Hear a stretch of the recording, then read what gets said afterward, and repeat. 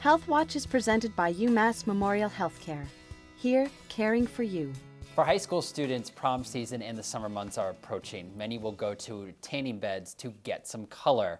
How dangerous are tanning beds in comparison to natural sun exposure? I would recommend all of those high school students to go and get the spray-on tan, which does not require any sun exposure and gives them the same type of look. In the olden days, when I was young, spray-on tans made us all look orange, like we'd been eating too many carrots. But today's applied tans are really very natural looking, and so if that is the look, go for the spray-on tan.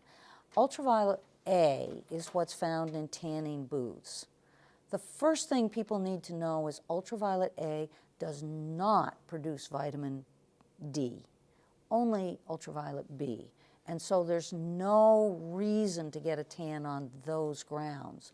Ultraviolet A causes the same kinds of ultraviolet damage to the cells that natural sunlight does. It is unregulated, and the booths where ultraviolet A is administered are not supervised and they're not standardized. Bulbs, as they grow old, put out less and less ultraviolet light.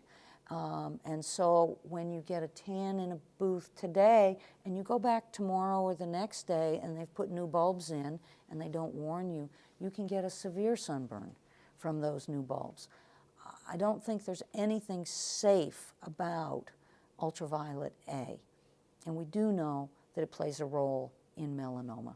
Is there such thing as a healthy tan? A tan is the body's response to sun exposure, and it is a protective mechanism to actually limit the amount of ultraviolet rays that can penetrate the skin and get in and damage skin. So suntan responds to cell damage from sun. So in fact, a tan is not a healthy thing to have because it highlights the damage that's already been done by ultraviolet light. That having been said, it is somewhat protective to further damage, although now we have better protective mechanisms like sunscreens, sun protective clothing, hats, and those types of things.